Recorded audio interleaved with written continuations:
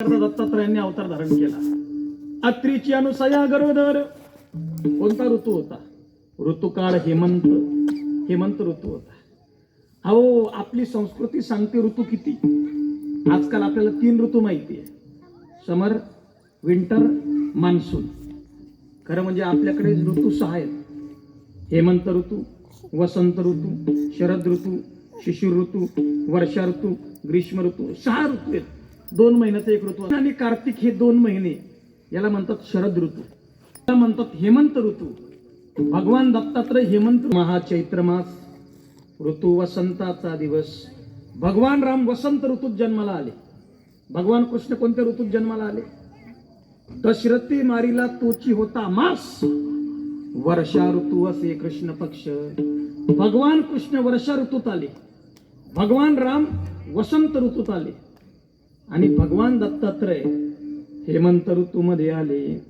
एका जनार्दनी पूर्ण अवतार, निर्गुण निराकार आकाराने।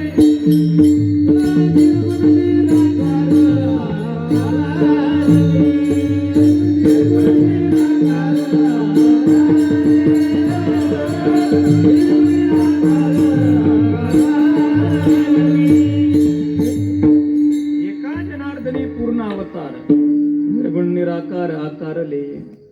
असे जे अवधूत चिंतन भगवान दत्तात्रय आहेत, या दत्तात्रयांनी जगत कल्याणाकरता जगामध्ये भ्रमण केलं। मूर्ख लोकांना ज्ञानाचा मार्ग दाखवला, खऱ्या सुखाचं त्यांना संबोधन दिलं आणि खऱ्या सुखामध्ये त्यांना प्रवृत्त केलं। विषयाच्या आसक्तीत भरकटलेला समाज भगवान अवतार भगवान दत्तात्रयांनी धारण केले। अक्का दत्तात्रयांचे अवतार आहेत। शेगावचे गजानन बाबा मोठमोठे ऋषी मुनी झाले, हे सगळेच भगवान दत्तात्रयांचे अनेक अवतार। श्रीपाद श्रीवल्लभ, नृसिंह सरस्वती हे भगवान दत्तात्रयांचे अवतार आहेत।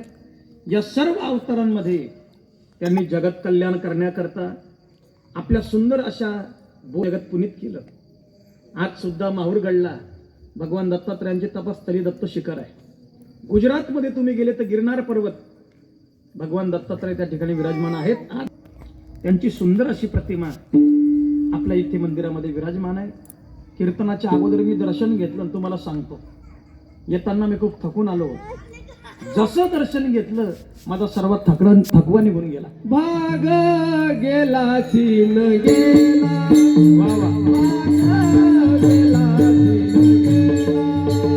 भाग गेला सीन गेला, भाग गेला सीन गेला।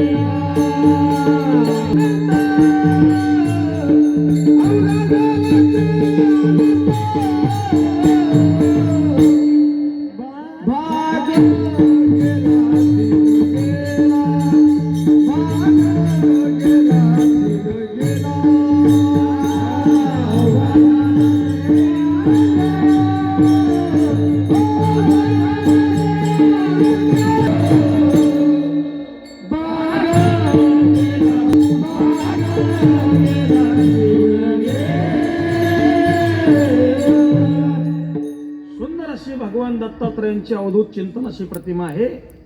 भगवान दत्तात्रय जे आहेत हो हे वेदांचं प्रतिनिधित्व करणार आहेत, भूमातेचं प्रतिनिधित्व करणार आहेत। भगवान दत्तांच्या मागे जी गाय, ती गाय पृथ्वीचं स्वरूप आहे।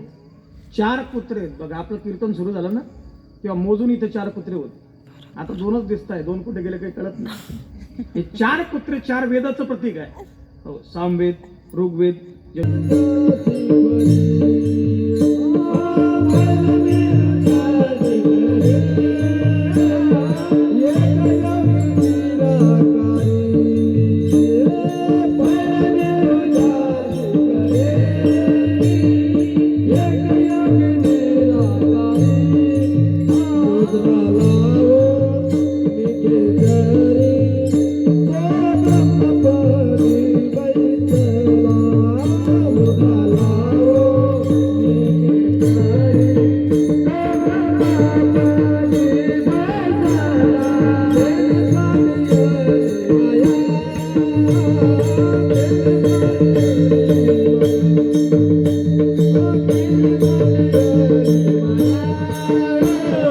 आहे